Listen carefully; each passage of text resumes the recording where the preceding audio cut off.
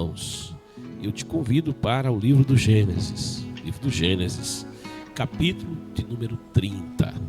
Nós temos trazido oportunamente reflexões, estudos acerca do livro de Gênesis de modo sequenciado. Com isso, propondo a você que se conecta com Louvor e Palavra a se dedicar à leitura da Palavra de Deus, a conhecer, a examinar a Palavra de Deus. Eu não sei se você já leu a Bíblia inteira. Eu queria até que o Kennedy, se ele puder, Kennedy, faz uma enquete aí, se você já leu a Bíblia toda, sim ou não, tá bom? Se possível, coloca aí, tá bom? Só pra gente ter assim uma estatística, né? Uma noção. Porque ler a palavra de Deus e conhecê-la toda é uma necessidade nossa. Jesus disse: examinais, errais e não examinardes as Escrituras, porque elas de mim testificam e cuidar de ter nelas o caminho para a vida eterna. Ele nos ensina acerca da palavra ao dizer: nem só de pão viverá o homem, mas de toda a palavra que sai da boca de Deus. O apóstolo Paulo diz que tudo quanto foi escrito, o escrito foi para o nosso proveito.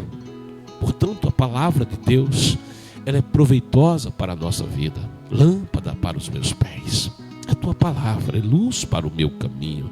Eu escondi tua palavra no meu coração, na minha mente, na minha memória, para eu não pecar contra ti. A palavra de Deus é preciosa. Ela é lâmpada para aquele que caminha na escuridão. Ela é a bússola, ela é o GPS espiritual para aquele que navega nos mares da vida. Ela é a orientação, ela é o marco, ela é o referencial para aquele que está edificando, construindo, planejando. Faz da palavra de Deus a tua base, a base para a educação da tua família, dos teus filhos. E a respeito disso, Deuteronômio diz: falarás desta palavra, do livro desta lei, para o teu filho, quando te levantares, quando andares com ele no caminho, quando te assentares. Traz à memória a palavra, ame a palavra de Deus. Assim como você alimenta seu corpo, alimente sua alma. 3 vezes ao dia você faz refeições principais. Faça também 3 refeições principais com a palavra de Deus. 3 capítulos, 3 porções. Vá lendo, vá se alimentando, vá meditando.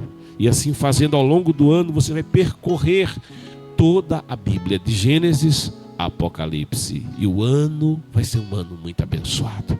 E cada dia você vai ter uma porção gloriosa para a tua alma, para a tua vida. Dessa feita, eu te convido ao livro do Gênesis, o capítulo 30, mas olha, é um capítulo assim extenso, são 43 versículos. Então a gente vai dividir, Kennedy, em 2 momentos, tá certo? Alguns capítulos do Gênesis realmente eu tenho até focado alguns aspectos do texto e deixado outros, porque não é possível percorrermos em uma única palavra um capítulo tão extenso quando a temática muda um pouco. E aqui é um caso desse, em que uma temática transita junto com outra. Então eu vou me deter até o versículo de número 24. E em outra oportunidade, se Deus nos der e permitir, a gente medita na outra porção do mesmo capítulo 30, tá bom? Então, eu tomo comigo e te convido a palavra, Gênesis capítulo 30, do versículo 1 até o 24, onde nos diz assim a palavra do Senhor. Raquel, percebendo que não podia gerar filhos, tornou-se invejosa de sua própria irmã e reclamou a Jacó, seu marido: faze-me ter filhos também, ou eu morrerei. Jacó irou-se contra Raquel e retrucou-lhe: acaso estou eu no lugar de Deus, que te recusou a maternidade? Então Raquel lhe propôs: eis minha serva Bila ou Bilá, tem relações sexuais com ela, e que ela dê a luz sobre meus joelhos, por ela também eu terei filhos. Raquel lhe deu, pois, como mulher sua serva Bila, e Jacó deitou-se com ela. Bila concebeu e deu à luz um filho para Jacó. Raquel exclamou: Deus me fez justiça, ele me ouviu e me deu um filho. Por isso, ela lhe deu o nome de Dan. Bila, serva de Raquel, engravidou mais uma vez e deu a Jacó o segundo filho. Então declarou Raquel: eu lutei contra a minha própria irmã as lutas de Deus e prevaleci. E ela o chamou de Naphtali. Lia, vendo que tinha deixado de ter filhos, também tomou sua serva Zilpa e a deu por mulher a Jacó. Zilpa, serva de Lia, gerou um filho para Jacó. Então bradou Lia: bem-aventurada sou. E ela lhe deu o nome de Gade. Zilpa, a serva de Lia, concebeu e deu mais um filho a Jacó. Então declarou Lia: eis que estou realizada, porquanto todas as mulheres dirão que sou muito feliz. E o chamou de Aser. Tendo chegado o tempo da ceifa do trigo, Rúben encontrou nos campos algumas mandrágoras e as trouxe para sua mãe Lia. Então Raquel pediu a Lia: dá-me, por favor, as mandrágoras de teu filho. Mas Lia lhe contestou: não é bastante que me tenhas tomado marido e queres tomar também as mandrágoras de meu filho? Então Raquel lhe propôs: pois bem, que Jacó durma contigo esta noite em troca das mandrágoras de teu filho. Assim que Jacó retornou dos campos ao pôr do sol, Lia correu ao seu encontro e lhe deu a notícia: é preciso que durmas comigo hoje, pois paguei por ti com as mandrágoras de meu filho. E ele dormiu com ela naquela noite. Deus ouviu o pedido de Lia. Ela concebeu mais uma vez e gerou um quinto filho para Jacó. Então declarou Lia: Deus me deu meu pagamento por ter concedido minha serva ao meu marido. Por isso deu-lhe o nome de Issacar. Mais tarde, Lia engravidou pela sexta vez e deu a Jacó mais um filho. E afirmou Lia: Deus me concedeu um belo presente. Dessa vez meu marido muito me honrará, pois lhe dei 6 filhos. Por esse motivo, ela deu o nome de Zebulon a este filho. Depois deu à luz ainda a uma filha e pôs-lhe o nome de Diná. Então Deus se lembrou de Raquel. Deus ouviu seu clamor e a tornou fértil. Raquel concebeu e deu à luz um filho e exclamou: Deus retirou das minhas costas toda a humilhação. E deu o nome de José a seu filho, profetizando que Yahvé, o Senhor, me dê outro filho. Quando Raquel gerou José, Jacó disse a Labão: deixa-me partir, que eu volte para minha casa, em minha terra. Oh, glória a Deus!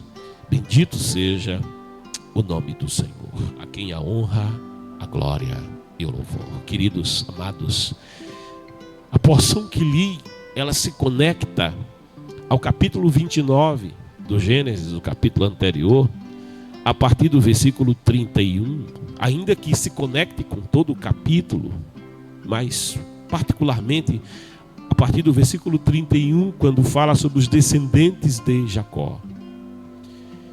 Jacó, rememorando aquilo que a gente já meditou um pouco, Jacó fugido da casa de seus pais, em decorrência de más escolhas, em decorrência de uma crise familiar. Ele se vê agora longe de casa, em casa de seu tio Labão, ali apaixonado por Raquel, aquela cujo nome é ovelha. Ele propõe, já que ele não tinha meios materiais, não tinha como pagar o dote pelo resgate daquela donzela, como era costume naquela cultura, ele se propõe a trabalhar para o seu tio por 7 anos, para poder então ter Raquel. E decorridos os 7 anos, assim acontece.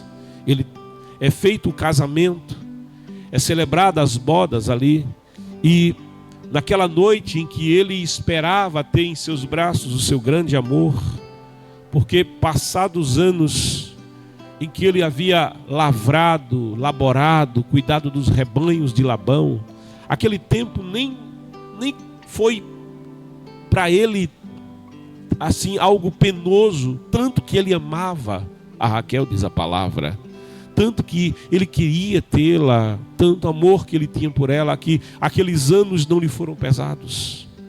E quando chega a noite de núpcias, Labão o engana, o enganador vai ser enganado, e Labão coloca no seu regaço não Raquel, mas Leá ou Lia. Leá, como é a expressão lá em língua original, Leá, cujo nome significa cansada, exaurida.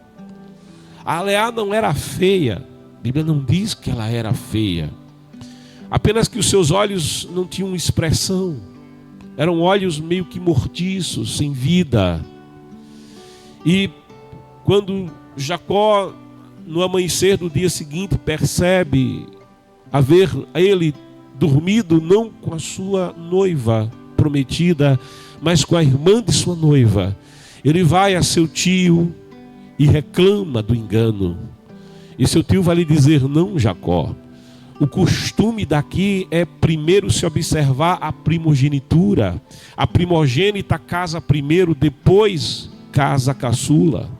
E Jacó, que havia querido tanto a primogenitura de seu irmão, agora vai ser impactado por essa mesma primogenitura, por essa mesma lei da primogenitura. Agora ele está fazendo uma colheita de algo que havia semeado também. E quando ele se vê nessa situação, seu tio lhe diz: não, daqui a uma semana eu te dou a minha filha Raquel, mas por 7 anos ainda que tu trabalharás por ela. Assim Jacó vai trabalhar 14 anos para o seu tio Labão. E nesse período ele irá agora conviver com 2 esposas. Ainda que e aqui cabe uma palavra, a bigamia ou a poligamia não é algo que é instituído por Deus, ainda que na queda do homem ela tenha surgido. Quando nós encontramos Abraão ou Abrão ali em Babilônia, Abrão tinha como esposa Sarai, sua esposa, e essa esposa, este casal é chamado por Deus. Quando Isaac chega à idade de casamento e morre sua mãe, Abraão, seu pai, pede que se providencie, se busque para Isaac uma noiva. Veja, uma noiva, não 2. De modo que Isaac casará com Rebeca. E assim prossegue a descendência de Abraão. Quando Jacó trata de casamento, ele trata de casamento com Raquel, apenas uma esposa. Mas seu tio, usando de engodo com ele e servindo-se de uma cultura local, lhe impõe agora 2 esposas. E aquilo era admissível naquela cultura. É bem verdade que a revelação de Deus no Gênesis ainda não é plena. Ainda que a família de Abraão conhecesse o Deus Altíssimo, não se tinha ainda profundamente conhecimento de quem era Deus. Profundamente conhecimento das suas leis, dos seus desígnios, é algo que será revelado no futuro. porque na Bíblia é preciso entender, a revelação de Deus é progressiva. E aqui nós encontramos agora Jacó convivendo com duas esposas e vivendo os males da bigamia, vendo agora o seu lar, um lar em crise, um lar dividido, porquanto, diz a palavra, enquanto o seu coração pertencia a Raquel, enquanto ele amava muito Raquel, diz a palavra que ele não amava Lia, ainda que também fosse sua esposa, e Lia não era só a esposa de Jacó, Lia era a primeira esposa de Jacó. E naquela cultura, a primeira esposa tinha o comando da família. A primeira esposa, ela tinha o controle do lar, ela era a administradora da casa. Naquela cultura é dito que se vai a uma casa e quem senta à mesa, quem aparece à mesa é a primeira esposa. Ainda que hajam outras mulheres na casa, mas é a primeira esposa quem aparece. Ela é a comandante do lar, ela é a comandante da casa, ela tem maior honra. E Leá está na condição de primeira esposa. E Deus, vendo que ela não era amada da mesma forma, a Bíblia diz que o Senhor a abençoa.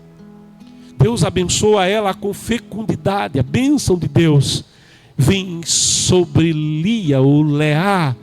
A bênção do Deus de Abraão, a bênção do Deus do seu marido, Deus que lhe apareceu no deserto quando fugia de seu irmão Esaú, o Deus que disse que o abençoaria, que estaria com ele, que não o deixaria enquanto não cumprisse tudo quanto havia dito a seu respeito. O Deus com quem ele tinha feito uma aliança em Betel, esse Deus abençoa aquela mulher. E ela vem a ser mãe de 4 filhos, enquanto que a sua irmã não tinha nenhum filho, enquanto a sua irmã, que era muito bela, muito amada, não conseguia conceber. E naquela cultura, uma mulher não conceber filhos era motivo de opróbrio, de humilhação, porque a mulher que engravidava, ela dizia do vigor do seu marido, ela dizia da virilidade do seu marido, e isso era honra para o marido. Ter uma esposa que lhe desse filhos era motivo de alegria. Naquela cultura, ter filhos implicava o futuro da família, o futuro do clã. Então era muito importante ter filhos, e muitos filhos naquela cultura, que era uma cultura pastoril, uma cultura agrícola, uma cultura um tanto primitiva, um tanto voltada para uma economia muito básica, que precisava de muita mão de obra, ter muitos filhos. Há uma expressão que diz que feliz do homem que enche a sua aljava de flechas, dizendo que os filhos são como flechas. Feliz do homem que enche a sua aljava com essas flechas. Ter muitos filhos era bênção, e não ter filhos era visto como maldição, como motivo de humilhação. Então Leá, ela estava sendo abençoada. E Leá, à medida em que ela concebia, à medida em que ela tem filhos, a gente vê em Gênesis do capítulo 29, a partir do versículo 31, que ela louva a Deus por cada filho que ela tem. Ela glorifica o Deus Altíssimo. Ela entende que é Deus quem a abençoa. Ela entende que a bênção de Deus está sobre sua vida, que Deus está cuidando dela, que Deus está cuidando do seu casamento, que Deus está cuidando da sua família, de modo que ela adora Deus por cada filho que recebe da parte do Senhor. Quando ela engravida pela primeira vez, ela tem Rúben, e Rúben aquele Ru de alegria. Coisa boa, bem é filho. Então ela faz, bem, eu tenho um filho, um menino, Deus me deu um filho. E ela fica muito feliz, porque o primogênito de Jacó é seu filho, vem das suas entranhas. E ela diz: o Senhor contemplou a minha aflição, agora meu marido vai me amar. Olha que desejo de ser amada pelo seu marido. Ela sentiu o opróbrio de não ser amada, de não ser cortejada, de não ver o mesmo brilho com que Jacó olhava para Raquel, sua irmã. E Lia ou Leá, ela vai ter um segundo filho, e é chamado de Simeão, ou seja, Deus ouviu. Simeão vem da raiz Shema, que significa ouve ou ouvir. Então o Senhor ouviu, Deus tem ouvido. Aquela mulher orava, aquela mulher buscava, aquela mulher pedia ao Senhor que tirasse ela da condição de mulher desprezada. Ela se sentia desprezada pelo seu marido, pelo amor do seu marido, e ela se volta para Deus em oração, e Deus lhe dá mais um filho, um segundo filho, enquanto que sua irmã não não concebia. Ela diz: Deus tem ouvido a minha oração. Ela entende que deve buscar em Deus solução para os problemas da sua família. E ela busca o Senhor em oração. Ela tem um terceiro filho, diz a palavra, ela concebeu um terceiro filho. E quando tem esse terceiro filho, chamado de Levi, o ungido. Alguém diz que Levi é aquele ungido que une, que junta as coisas, que junta. E por isso ela diz assim, que eu tenho dado 3 filhos ao meu marido, e por isso o meu marido me dará toda a atenção. A unção de Deus está sobre a minha vida. A bênção de Deus está sobre a minha vida. Eu terei a atenção do meu marido. E ela volta a engravidar novamente. Tem o 4º filho. Ainda pensando no capítulo 29. Ligando agora com o 30. Diz, ela vai ter um 4º filho. E ela diz: dessa vez eu louvarei ao Senhor. Ela tributa ao Senhor todo o louvor pela bênção que recebe. E dá o nome de Judá, que significa louvor. Ela louva a Deus. Ela agradece a Deus. Ela se envolve com a presença do Senhor. Ela percebe que a bênção de Deus está sobre a sua vida, ainda que ela seja desprezada, que ela se sinta uma mulher preterida pelo amor do seu marido, mas ela não se sente preterida pelo amor de Deus. Ela sente: Deus está cuidando de mim. Diante dessa circunstância, Raquel, que era a esposa amada, e eu fico pensando um pouco sobre Raquel. Eu fico pensando um pouco sobre o que viveu Raquel. Raquel é aquela moça que Jacó encontra quando está chegando em Padã Arã. Ele a vê tomando conta do rebanho de Labão, seu pai. E você percebe que enquanto que todos os que cuidavam de rebanhos eram homens, naquela região, apenas ela era a mulher que é apontada como mulher que cuidava do rebanho do seu pai, dos bens da sua família. Eu penso que não era um grande rebanho, porque uma moça não daria conta, penso eu, de um rebanho muito numeroso. Ela não teria forças para lidar com um rebanho muito numeroso. Um rebanho muito numeroso seria alvo do ataque de lobos, do leão. Eu penso que não era um rebanho assim tão grande, mas eu encontro uma moça vigorosa, uma moça empreendedora. Nós encontramos uma moça que, olha, ela tem uma maneira diferente de pensar. Ela poderia estar em casa cuidando de afazeres domésticos, ela poderia estar em casa abastecendo a casa com água, como fazia sua tia Rebeca no tempo dela, mas ela está cuidando do rebanho do seu pai. Ela está fazendo uma atividade que normalmente seria entregue a um homem da casa, a um dos filhos da casa, mas ela, mesmo sendo a segunda filha, ela está fazendo algo que mostra que ela se diferenciava na sua casa. Ela está cuidando do rebanho, e é ela quem vê Jacó pela primeira vez. Jacó, quando vê aquela moça, a gente percebe que a reação de Jacó é uma reação de alguém que é impactado pelo encontro que tem com aquela jovem. Ele move, ele tira a roda do poço. Jacó ele é estimulado pela presença dela. Ele cuida daquele rebanho, ele dá água àquele rebanho. Ele diz a palavra que ele beija aquela moça. Um beijo carinhoso. Ele se sente atraído por ela. Ele se aproxima e não consegue evitar de dar pelo menos um beijo. E o coração dele se apaixonou por ela. Ele se apaixonou de tal forma que está disposto a trabalhar anos a fio para ter ela como esposa. Sabe? E eu fico pensando a alegria dela, a felicidade dela em ter encontrado o amor da sua vida. A felicidade dela em que o pai tenha concordado com o seu casamento, com aquele que era objeto também do seu amor. Aquele que tinha devotado a ela carinho e atenção, e ela havia certamente acolhido esse amor, acolhido esse carinho, acolhido essa atenção. E como toda moça esperava um bom marido, e quem provinha marido para as filhas era o pai. Quem determinava o marido, o futuro marido das filhas era o pai. A futura noiva dos filhos era o chefe da família, era o pai. E quando o pai determina e aceita Jacó como genro, certamente o coração dela estava feliz. E ela vai esperar com ele 7 anos para que as bodas venham ser celebradas. Que dia desejado, que dia acalentado no coração, que dia desejado. Eu fui noivo da minha esposa 5 anos e pareceu que foram 5 dias. Que dia glorioso foi o dia do meu casamento. Eu tenho uma memória de cada momento do meu casamento. É uma memória que está profundamente arraigada no meu coração. Tudo quanto aconteceu no dia do meu casamento. É uma lembrança que eu não preciso ver filmagens nem fotos. Está bem guardado na minha alma. É um dia tão especial para a gente. É um dia tão maravilhoso para a gente. E quando chega o dia daquela moça ser entregue como noiva virgem ao seu marido, ao seu esposo, ela descobre que nesse dia ela não vai ser entregue a ele, que outra estará no seu lugar, que a primeira mulher do seu amado não será ela, mas a primeira mulher do seu amado será a sua irmã. O seu pai tinha determinado, e o que o pai determinava, determinado estava, e ela teria que aceitar. E eu fico pensando, a Bíblia não detalha essas coisas, mas a gente faz a conjectura que naquele dia uma frustração profunda fica no coração daquela moça.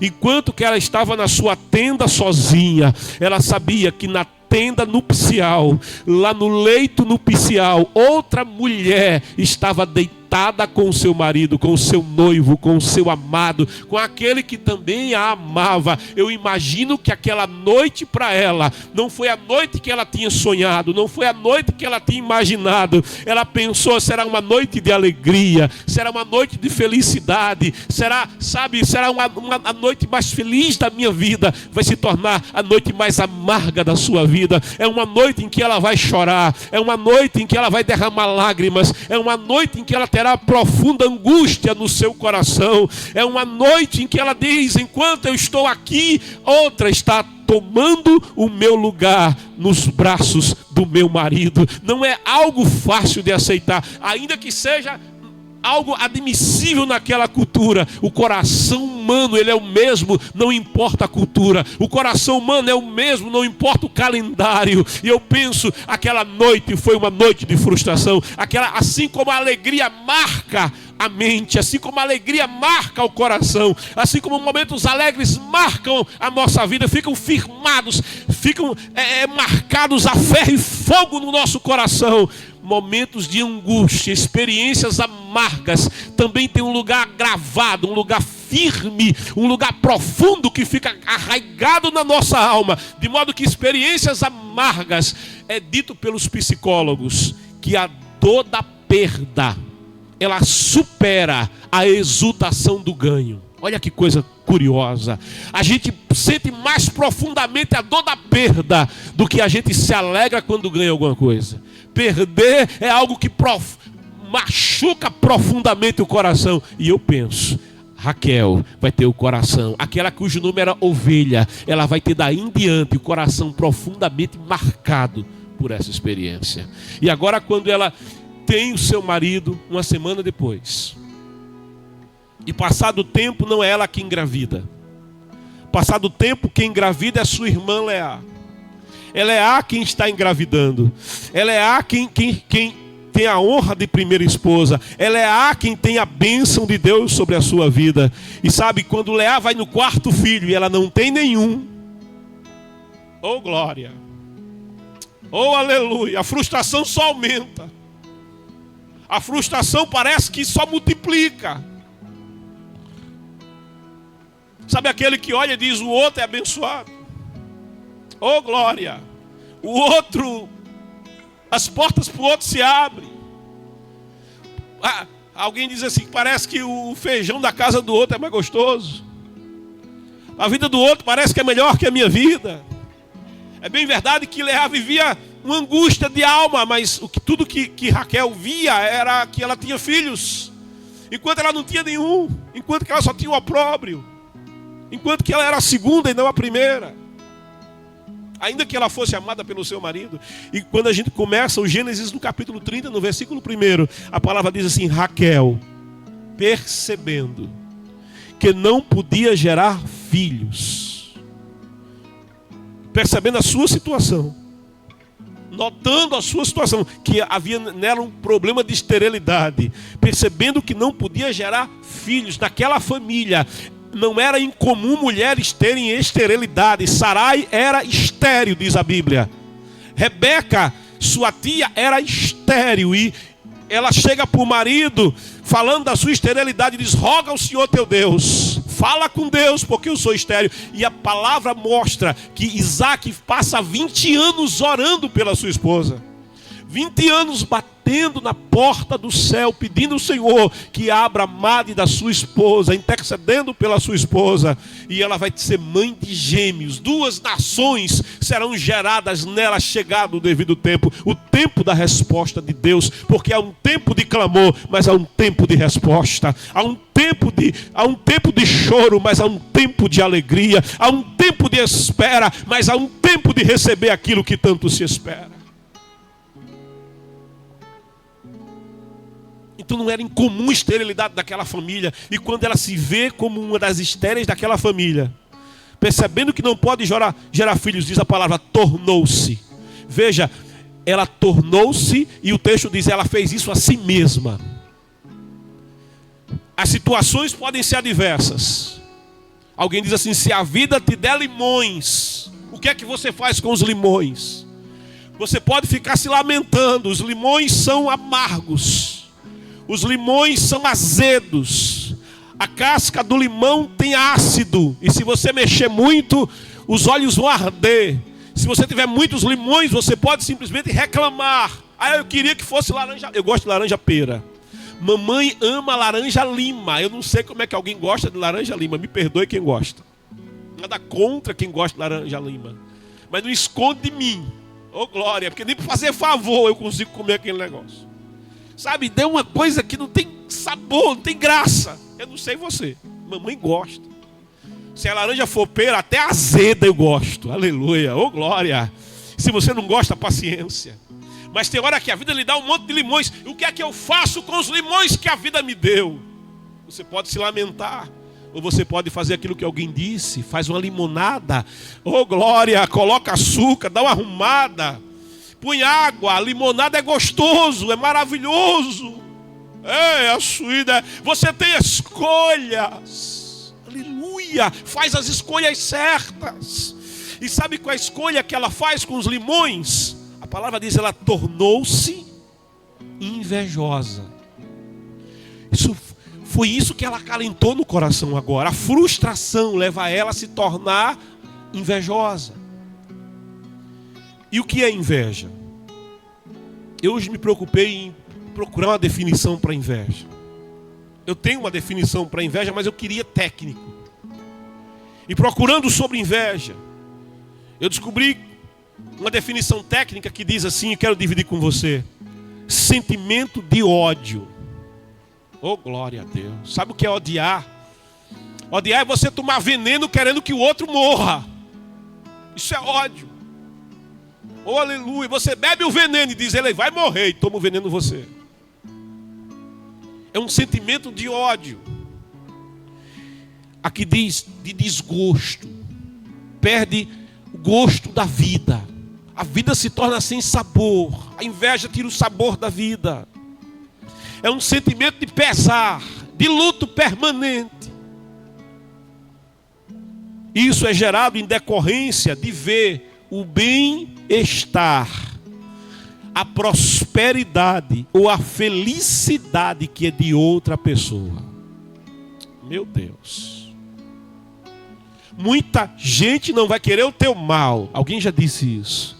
Mas muito pouca gente vai querer ver você melhor do que ele. Oh glória. Parece que na natureza humana, está doente, todo mundo tem dó. Todo mundo ora, todo mundo intercede. Chega aqui na terça-feira com a chave do carro zero, novo, da Blaze. E diz, pastor, ora. A Magali já riu ali. Ó. Pode ser que alguém não fique feliz. E se todo ano chegar com a chave do carro novo porque trocou, talvez a felicidade de alguém azede. Glória a Deus. Aleluia.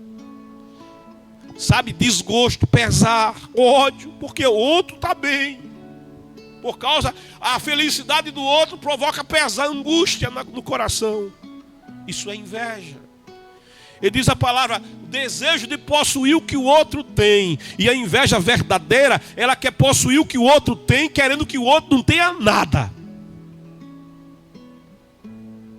Não quer ter o que o outro tem para ter também. Quer ter o que o outro tem, mas querendo que o outro não tenha. Porque o fato do outro ter, que provoca desgosto, que tira o sabor das vidas. Olha, ela desenvolveu isso nela. A sua situação. A situação de opróbrio que ela sentia por não ter filhos, por não gerar. Gera nela esse sentimento terrível chamado inveja. Aleluia. A gente tem que ter cuidado com o nosso coração. A palavra de Deus diz em Provérbios sobre tudo que se deve guardar. Escuta a palavra: guarda o teu coração, porque dele, do teu coração, procedem as saídas da vida. Oh, meu Deus. Cuidado com o que você está deixando entrar no teu coração. Mas será que nenhuma invejazinha você consegue sentir? Na hora que você sentir invejazinha, pede misericórdia ao Senhor. Diz: Jesus, tem misericórdia de mim. Não deixa que esse sentimento cresça no meu coração. Não deixa que esse sentimento enraize na minha alma.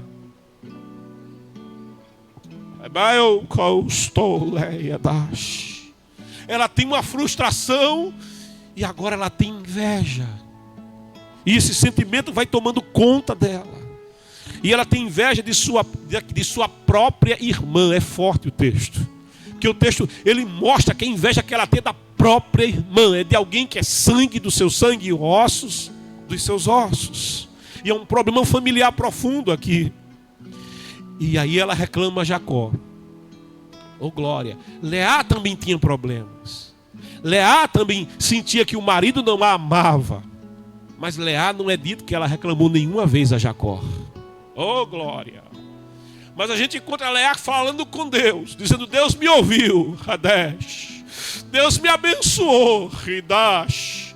Ele me deu um filho, Redai. Ele me deu o segundo. Você vê Leá se envolvendo com a presença de Deus quando tem problemas. Mas aqui você encontra Raquel reclamando quando tem problemas. Você encontra Raquel se destruindo, deixando que um sentimento tome conta do seu coração, que uma experiência ruim. Jesus disse: olha, eu vos digo isso para que em mim tenhais paz. Escuta a palavra: eu vos digo isso para que em mim tenhais paz. No mundo tereis aflições. Aleluia. Haverão momentos complicados, haverão experiências difíceis. Mas Jesus diz: mas tende bom ânimo. Oh, glória. Sabe o que ele está dizendo? Eu venci o mundo. Ou seja, não permita que uma experiência ruim defina a tua história. Não permita que uma experiência ruim defina o teu futuro. Moisés cometeu um assassinato, mas ele não permitiu que aquilo definisse o resto da sua vida. Oh, glória. Aleluia. Abraão desceu para o Egito. Sua mulher foi tomada por Faraó. Sim, ele errou, mas ele não permitiu que aquilo fosse o fim da sua história.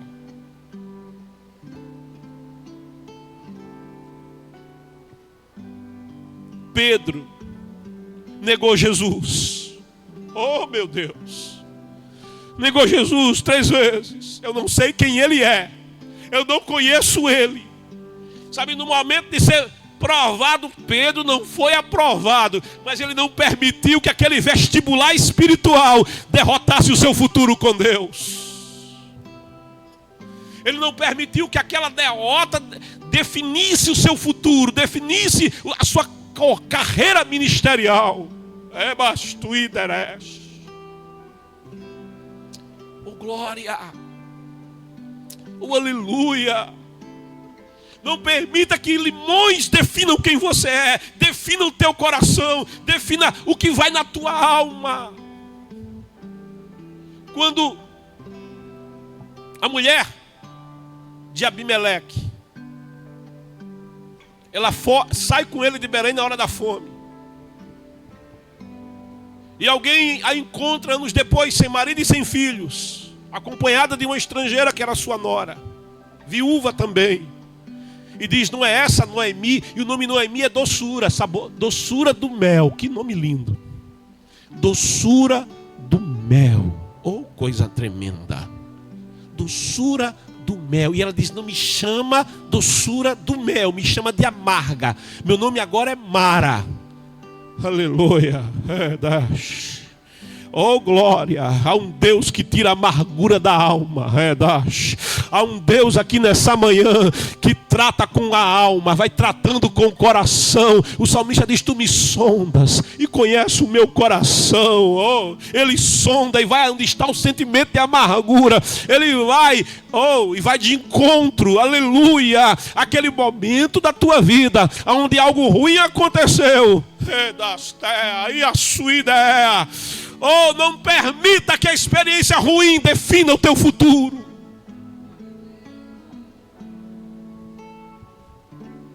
Moças que foram abusadas na infância. Moças que foram violadas na infância. Vão carregando um sentimento de culpa, se sentem lixo. Se sentem lixo, se sentem culpada. Foi algo que eu fiz, por isso eu fui abusada. Eu provoquei o abuso que aconteceu na minha infância. Eu sou culpada e tem nojo de si mesma, se sente lixo e daí em diante passa a se boicotar. Daí em diante, quando a porta da oportunidade aparece, ela diz: não é para mim, eu sou um lixo. Fica aquele sentimento de morte, aquele sentimento que impede que avance na vida. Quando se entrar num casamento, vai ter problemas para ter felicidade conjugal com o marido, porque tem a memória do estupro que sofreu, a memória do abuso que sofreu. Não permita que experiências ruins definam o que Deus tem para você. Aleluia. Ele sonda o coração, ele conhece o coração e ele sara as feridas. Há um Deus que sara, há um Deus que cura, há um Deus que restaura, há um Deus que levanta do monturo, há um Deus, o homem já diz: de um charco de lodo tu me tirastes. Aleluia, eu estava no charco de lodo, eu não podia sair, mas há uma mão estendida que segura na tua mão e te resgata. Eu vim buscar e eu vim salvar o que estava perdido. Raquel, ela reclama, ela murmura. Diferente de sua irmã, ela não conhece a Deus. Ela parece não se envolver com Deus. Mas ela reclama com o marido. E ela diz para o seu marido: faze-me. Ela está pedindo a pessoa errada. Ela está reclamando com a pessoa errada. Ela está reclamando com aquele que amava. Ela está reclamando com aquele que estava disposto a trabalhar sol a sol por ela. E ela está culpando ele. Ela é como quer dizer: o culpado é você. E palavras ferem. Aleluia. Palavras são como setas. São como flechas que alguém atira. Depois que solta, ela atinge o seu alvo. Basta. E provocam danos na alma, rasgam o coração e fazem feridas lá dentro. E ela diz para o marido: faze-me ter filhos também. É como quem diz: você não faz filho nela, porque não faz em mim. Ele é o culpado. Faze-me ter filhos também, ou eu morrerei. É como quem diz: eu vou te deixar viúvo. Oh, glória a Deus. O amor do seu marido já não era suficiente para ela. A inveja tinha destruído o gosto. Lembra? A inveja provoca desgosto. O amor do marido e o amor que ela sentia pelo marido já não era importante. A inveja tinha tomado conta de tal maneira que já não havia prazer no casamento. Já não tinha mais alegria no casamento. E Jacó, versículo 2 diz: irou-se contra Raquel. Aleluia. Irai-vos e não pequei, diz a palavra. E ele irou-se. Ela provocou a ira do seu marido. Irou-se contra Raquel e retrucou-lhe. Interessante é que podia ser assim: e lhe respondeu, e lhe disse, retrucou. Retrucou é aquela resposta, sabe, que vem na reação. Toda ação tem uma reação. A Bíblia diz que como maçãs em salvas de prata. É a palavra dita no tempo certo e do jeito certo. Oh, glória a Deus. A palavra branda desvia o furor. A forma como Raquel se expressa para o seu marido, ela está provocando ira. Alguém já disse: quando você quer tirar mel, você não leva um cacete para tratar com a colmeia. Você não vai levando um cacete na mão, um cacetete para bater na colmeia. Oh, aleluia. A mulher sábia constrói. A mulher sábia, ela edifica com Deus. Se o Senhor não edificasse a casa, em vão trabalha quem constrói. E quando Deus constrói, Ele chama a mulher para construir com Ele, a dona da casa. E a mulher sábia constrói, mas ela não constrói só, ela constrói com Deus, com as ferramentas de Deus, com a palavra de Deus, com o envolvimento com Deus. Ela está construindo com a inveja. E aí o marido retruca para ela: acaso estou eu no lugar? Ele se coloca agora: acaso estou eu, está me acusando? Acaso estou eu no lugar de Deus? E ele aponta para quem resolve. Olha quem é que resolve, é Deus. Acaso eu estou no lugar de Deus? O lugar de Deus ninguém ocupa. Ele diz: minha é a glória, e a minha glória eu não dou a ninguém.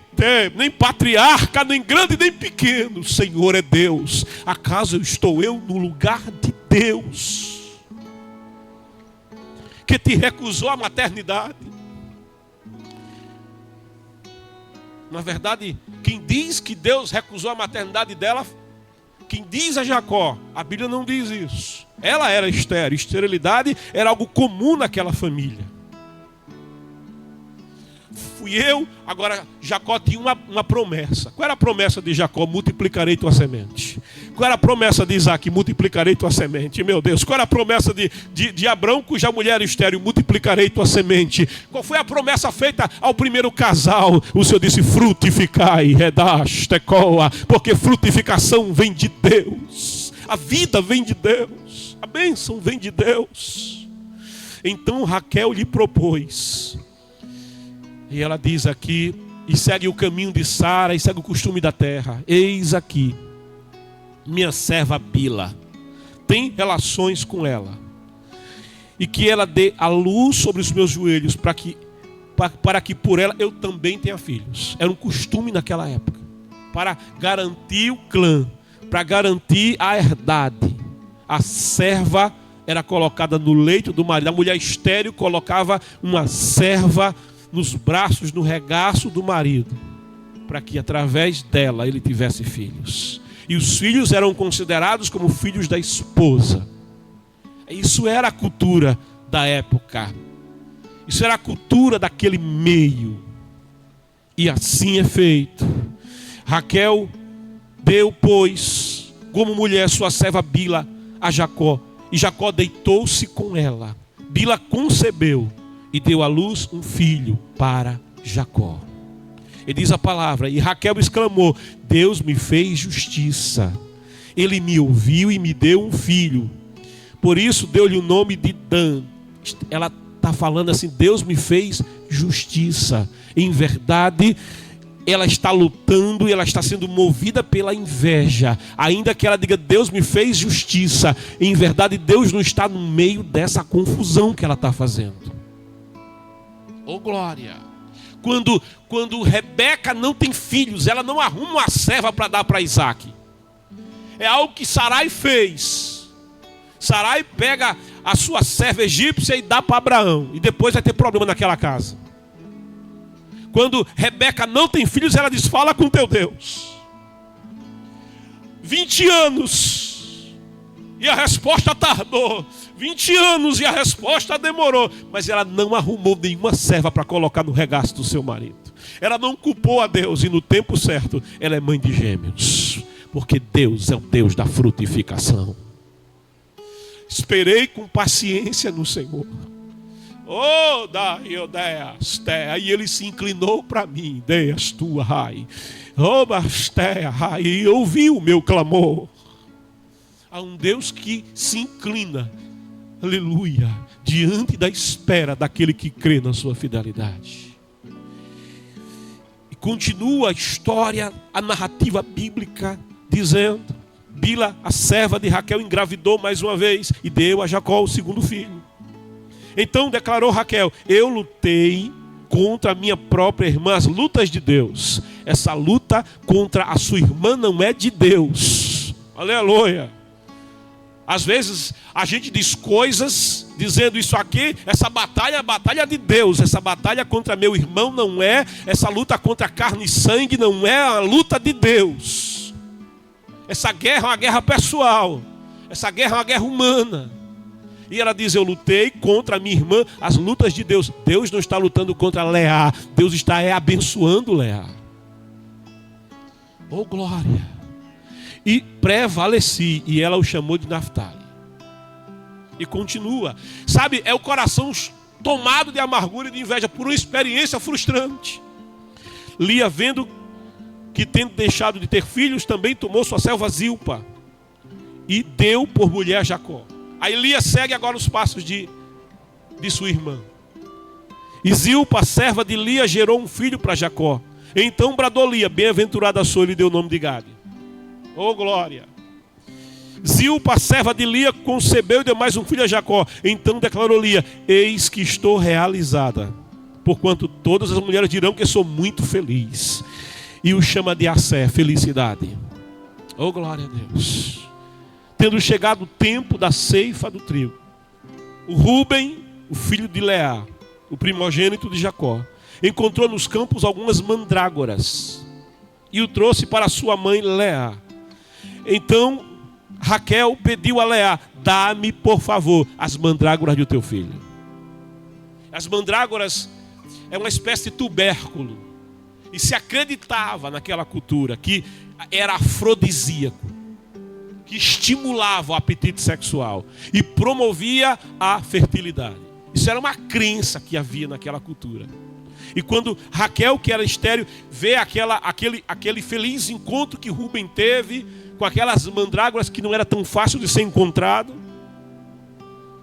e diz a palavra que então Raquel pediu a Leá: dá-me por favor as mandrágoras de teu filho. Ela se agarra com aquela possibilidade. Ela se agarra com aquela crendice. Aleluia. Olha, a frustração que leva à inveja, a inveja que leva a crendices.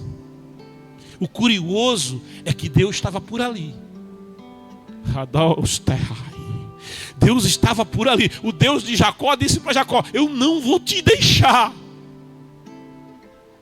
Aonde Jacó dormia, dormia o Senhor com ele. Deus não dorme, mas estava lá.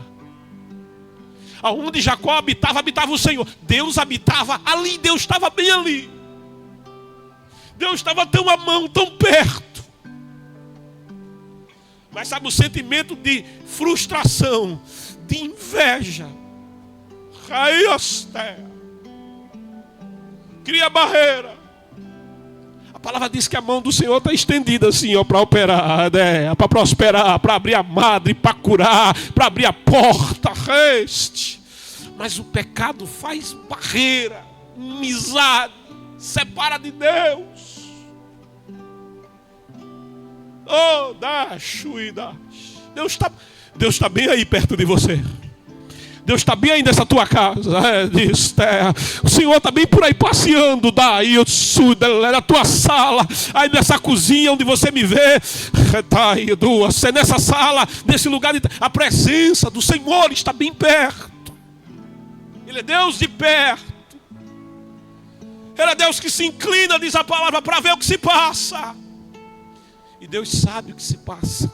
Deus está vendo o que se passa. Mas ela se agarra, sabe, não com Deus. Ela se agarra com as mandrágoras de Rúben. E Lia lhe contestou, quando ela pede as mandrágoras para ela: não é bastante que me tenhas tomado o marido? É um tabefe, né? Não é bastante que me tenhas tomado o marido. Aqui tem um ressentimento profundo de uma com a outra. E queres tomar também as mandrágoras de meu filho? Imagina isso aqui como não foi duro. Tomou o marido. Eu penso que no dia de Jacó dormir na tenda de Leá, a Raquel dizia: não, Jacózinho, vem para cá. E ele, que amava muito, deixava a outra lá. Então havia um ressentimento grande.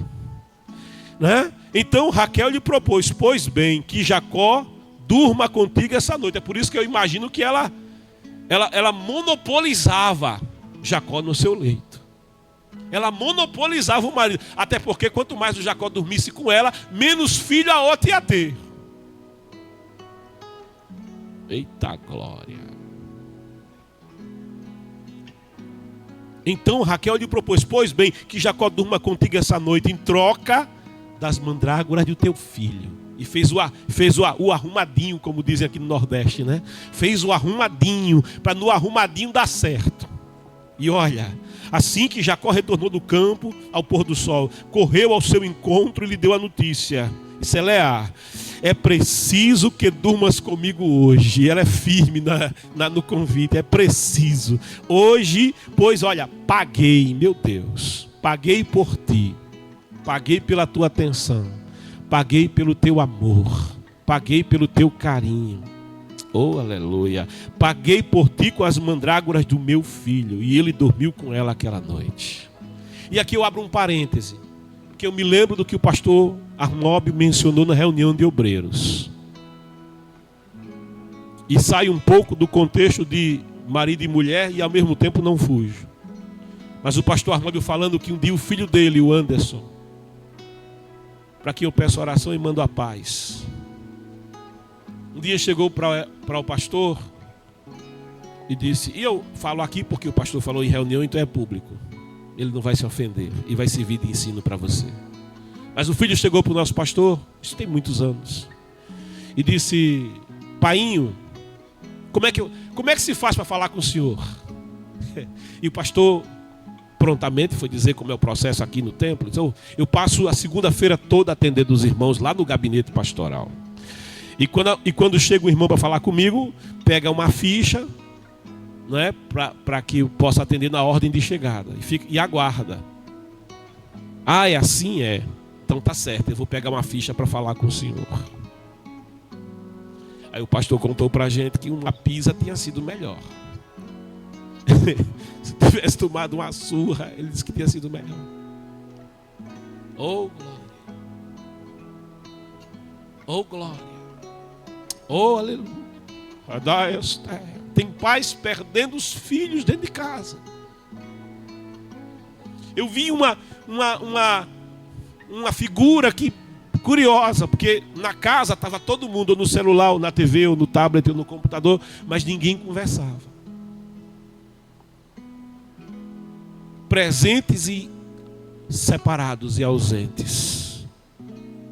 Presença é mais do que física. Você é responsável por conservar o elo dentro da sua casa. O amor, diz a palavra, é o elo da perfeição. No dia em que o que está no meu telefone, no meu smartphone, for mais importante do que ouvir o meu filho, eu me disciplino muito em casa. Eu trabalho muito com tecnologia.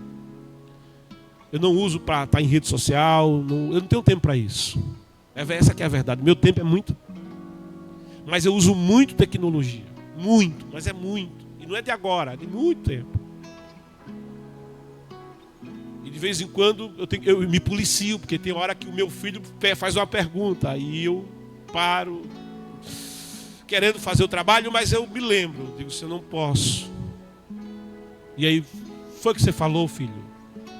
E aí ele pergunta de novo. E eu vou responder. Depois eu volto. Às vezes não dá. É algo que aí eu faço para ele. Me fala depois. Agora eu preciso trabalhar mesmo. Mas eu me esforço muito nesse sentido. Não perca o vínculo. A atenção, o olhar. Não perca. Dá dentro de casa a tua família. Outro dia eu fui comprar um remédio. Eu não sei como, a moça que me atendeu começou a falar da casa dela. E eu parei para ouvir, porque não custa. Ela nunca tinha visto, ela nunca tinha me visto, mas ela se sentiu, de alguma maneira, movida a me colocar o que estava no coração. Do filho que disse para o pai, eu queria ser o fulaninho, que era o filho do tio. Eu queria ser o fulaninho. É como dizer, eu não queria ser teu filho. Eu queria ser filho do teu irmão, porque o filho do teu irmão tem o que eu não tenho de você.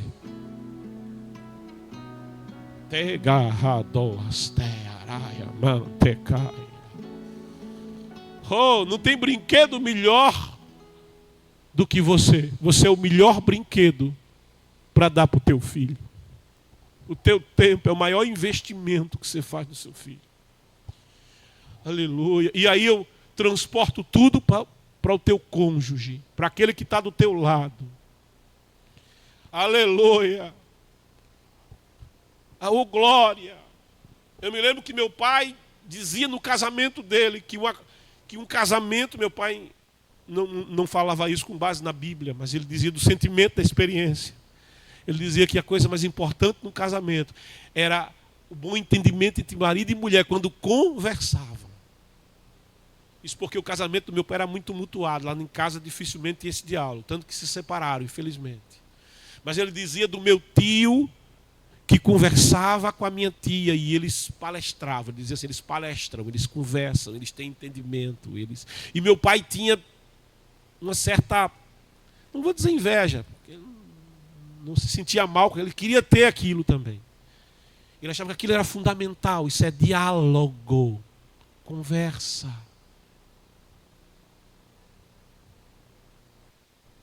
Conversa, dialoga, volta a dialogar, volta a falar. De modo que Leá está pagando pela atenção de Jacó aqui. Ela diz, pois bem, Jacó, durma. Ela diz aqui, pois paguei por ti com as mandrágoras do meu filho. E diz aqui, ele dormiu com ela naquela noite. Oh, glória! Ele dormiu com ela naquela noite. E diz, Deus ouviu o pedido de Leá. Ela orou. Ela pagou pela atenção e orou. Porque diz aqui, Deus ouviu o pedido de Leá. Eu penso que todas as vezes que ela tinha a chance de dormir com o marido, ela orava. E dizia, Senhor, abençoa, me dá um filho. Oh, glória. Me faz fecunda. Deus ouviu o pedido de Leá. Ela concebeu mais uma vez e gerou o 5º filho para Jacó. Que coisa tremenda. Então declarou Leá, Deus me deu meu pagamento por ter concedido uma serva ao meu marido. Claro, ao conceder a serva, mais filhos, mais honra, maior era o clã. Por isso deu-lhe o nome de Isacar. Recompensa de Deus. Mais tarde Leá engravidou pela... Curioso é que a Raquel se apegou com as mandrágoras. Na sua angústia, na sua inveja, o sentimento de uma experiência ruim estava definindo a sua vida. Ela se apega com as mandrágoras, enquanto que ela se apega com as mandrágoras, Leá se apegava com Deus. Deixa eu dizer uma palavra para você, não te apega com as mandrágoras, te apega com Deus. Não é Raquel quem vai engravidar, é Leá quem vai engravidar. E ela engravida pela 5ª e pela 6ª vez, porque diz mais tarde Leá engravidou. 6ª vez. E deu a Jacó mais um filho e afirmou Leá, Deus me concedeu um belo presente. Dessa vez meu marido muito me honrará, pois lhe dei 6 filhos. Por esse motivo ela deu o nome de Zebulon. Deus está honrando aquela mulher. Ela vai ser a matriarca da nação de Israel. Ela vai ter 6 filhos. Aleluia. Para superar ela, é preciso que 2 servas concebam cada uma 2 filhos. E Raquel, que Deus vai cuidar dela também, conceba 2 filhos. Ela vai se equiparar a 3 outras mulheres de Jacó. Oh, glória. É a bênção do Senhor que faz multiplicar e faz dar certo. Alguém quando recebe limões pode murmurar e reclamar, mas pode pegar os limões e apresentar o Todo-Poderoso e dizer, Senhor, abençoa a limonada que eu vou fazer com esses limões. Abençoa a limonada que eu vou fazer. Coloca doçura aqui. Eu escolho não murmurar, eu escolho não me maldizer, eu escolho não reclamar, mas eu escolho viver na presença do Senhor. Eu escolho a bênção de Deus para a minha vida. Eu escolho o que Deus vai fazer com as circunstâncias adversas da minha vida. E diz a palavra, então Deus... eu como amo a Bíblia, porque tem uma hora que Deus entra em cena, né? Aleluia. O Deus que estava por ali. Eu te disse, Deus estava o tempo todo ali. Enquanto que as mandrágoras não resolveram, eu penso que Raquel caiu em si. Lembra do filho pródigo? E dado um momento, ele sai da casa do pai, ele vai perdendo tudo que tem, vai ficando sem nada. Por fim, ele se vê cuidando de porcos, todo sujo, faminto, querendo comer as bolotas dos porcos. Nem isso era permitido. Aí diz a palavra, ele caiu, a ficha caiu, ele caiu em si. Coisa maravilhosa é quando a gente leva esse baque, essa queda, e a gente cai em si e percebe, angústia não resolve o meu problema, maldizer não resolve o meu problema. Eu não fui feito para a derrota. Deus não me fez para viver derrotado. O que Deus tem para mim é a bênção. O que Deus tem para mim é mudança de vida. O que Deus tem para mim é libertação. O que Deus tem para mim é um futuro e uma esperança, é a sua paz. Caiu em si. Eu penso que Raquel caiu em si e ela foi buscar o Deus do seu marido. Ela foi falar com quem resolve. Olha, escuta a palavra, fala com quem resolve. Fala com quem resolve. Kennedy, escreve aí, Kennedy. Fala com quem resolve. Aleluia. Ela foi falar com quem resolve, porque diz a palavra, versículo 22. Então Deus se lembrou. Ele é o Deus que não esquece. Eu é que sei, diz o Senhor, os pensamentos que eu tenho acerca de vós, para vos dar o fim que desejais. É pensamento de bem e não de mal. Recebe a palavra do Senhor. Ele tem sonhos a teu respeito. Ele tem para você um futuro e uma esperança. Deus se lembrou, porque Ele é o Deus que não se esquece. Pode a mãe se esquecer do filho a quem amamenta, diz o Senhor. Todavia, eu não me esquecerei de você. Deixa eu liberar uma palavra aqui para alguém. Nenhuma das tuas orações que você fez, Deus esqueceu. Nenhuma desde a primeira, assim diz o Senhor, desde a primeira, desde que você começou a orar, nenhuma das palavras que você tem falado na minha presença, eu esqueci, mas elas estão na minha memória, diz o Senhor. Ele é o Deus que se lembra dessa manhã. Ele se lembra de você nessa manhã. Ele olha a tua vida nessa manhã.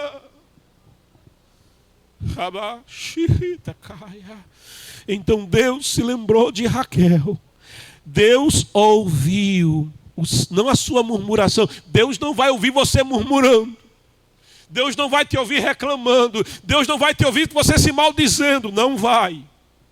Deus não vai ouvir você falando mal da sua irmã, do seu irmão, do seu pastor. Não vai. Agora Deus vai ouvir a tua oração. Deus ouviu o seu clamor. Oh, pastaia. Eita, raiasteia, canteleia. Deus ouviu a sua oração. Às vezes tem problemas que chegam e a gente olha e não tem solução mesmo. Daqui não. Tem coisa que está além da nossa possibilidade de resolver. E sabe o que eu faço nessa hora? Hein, Kennedy? Não tem solução? Tem não. Olha, não tem chance aqui. Aí sabe o que eu faço? Eu olho para cima e digo, então vamos orar. Oh, aleluia. Fala aí, então vamos orar. Já que não tem saída por aqui, a saída é para cima. Oh, glória. Quando não tem saída aqui embaixo, a saída é para cima. Vamos orar. Vamos falar com Deus, porque Deus resolve. Fala com Deus que Ele resolve. Fala com quem resolve, Brasil. E se o meu povo... Eita, eu te trago a palavra à memória. E se o meu povo, que se chama pelo meu nome, se humilhar e orar e buscar a minha face e se corrigir dos seus erros, meu Pai, sai da inveja, Redash. Eita, sai da murmuração, sai da autocomisseração, deixa de ter pena de você mesmo, eita, deixa de andar no caminho segundo a mente humana, segundo a carnalidade humana, a natureza caída, mas te volta para o Senhor, se corrigir dos seus erros, então eu ouvirei do céu, aleluia, Ele está lá em cima, mas Ele está com o ouvido bem aberto, então eu ouvirei do céu a sua oração, Ele escuta, mas é a oração. Ele escuta, mas é com o teu clamor. Eu ouvirei do céu. Você ora aqui e Deus escuta lá. Eu ouvirei do céu. Perdoarei os seus pecados, eu vou tirar o impedimento vai sair, a barreira vai sair, a inimizade vai sair, a inveja vai sair, o mal vai sair. Perdoarei os seus pecados e curarei e sararei. Vai sarar, vai frutificar, vai multiplicar, vai prosperar, a porta vai abrir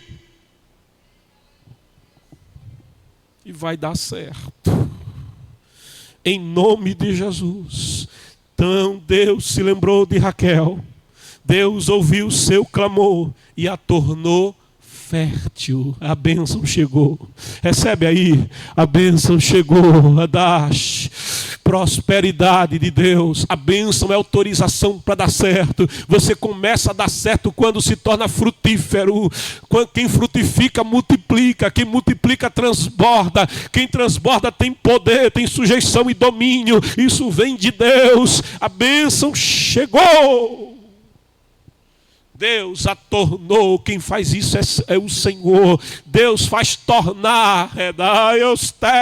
Deus faz tornar o princípio. Aquilo que era para ser desde o princípio. Deus faz recuperar o que a locustra comeu, o que o gafanhoto devorou. Porque para Deus não há causa impossível, não há tempo perdido. Ele faz recuperar. Sarai já era bem velhinha. Sarai tinha 90 praticamente fechado. E Deus fez ela recuperar a juventude, Deus fez ela recuperar as forças, e ela engravidou, e ela prosperou, e ela viveu a bênção de Deus.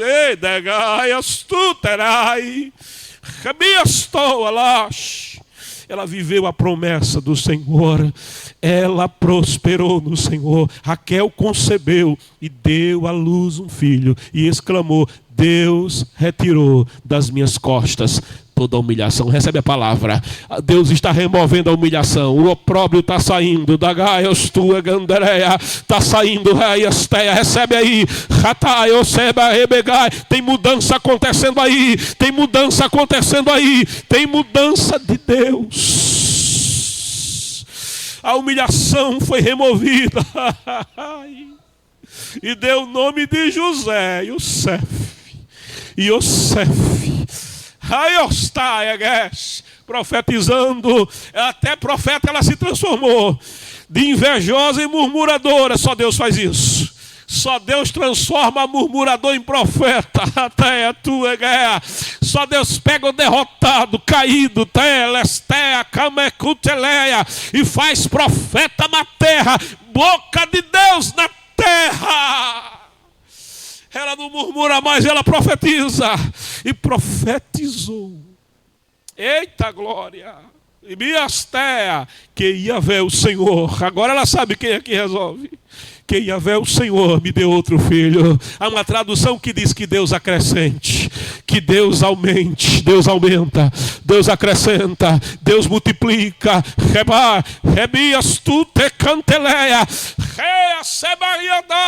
Não chovia sobre a terra, mas Elias orou. Enquanto ele orava, ele dizia ao moço: sobe lá para ver. E o moço subia. Aquela subida não era fácil, era difícil. E o moço sobe. Eita, depois que ele volta todo cansado e exaurido. E aí, eu não estou vendo nada. Ele diz a palavra que Elias orava com o rosto entre os joelhos. Ele dizia: não me importa o que diz a vista, não importa o que diz os ouvidos, não importa a temperatura desse lugar onde eu estou na face do Senhor, eu estou buscando a presença do Senhor. Eu me recuso, rapaz, a acreditar que as circunstâncias definem o meu futuro. O Deus Todo-Poderoso define o meu futuro. Ele se fechava em oração diante das circunstâncias, dizia: sobe lá. Vai o menino de novo. Eita, subida difícil, escarpada. Ele sua para chegar naquela trilha. Olha para a banda do mar, não vê nada em volta. E aí, não está acontecendo nada. Continua orando, continua buscando, continua insistindo, continua batendo, continua falando com Deus. Sobe lá. E na 7ª vez ele diz: eu vejo uma nuvem. Agora é tão pequenininha. Eita glória. É assim, é do tamanho da mão de um homem. É a semente de mostarda. Se a fé for do tamanho da semente de mostarda, tão pequenininha, está resolvido o problema. Oh, cara, começa pequeno, mas vai crescer. Começa pequeno, mas vai ser um aguaceiro. Que Deus aumente. O Deus que aumenta está falando contigo nessa manhã. O Deus que acrescenta está falando contigo nessa manhã. O Deus que se lembra está se lembrando de você nessa manhã. Que o Senhor me acrescente. Eu encerro aqui essa primeira parte do capítulo do Gênesis e quero orar por você. Há um Deus que cura aqui nessa manhã.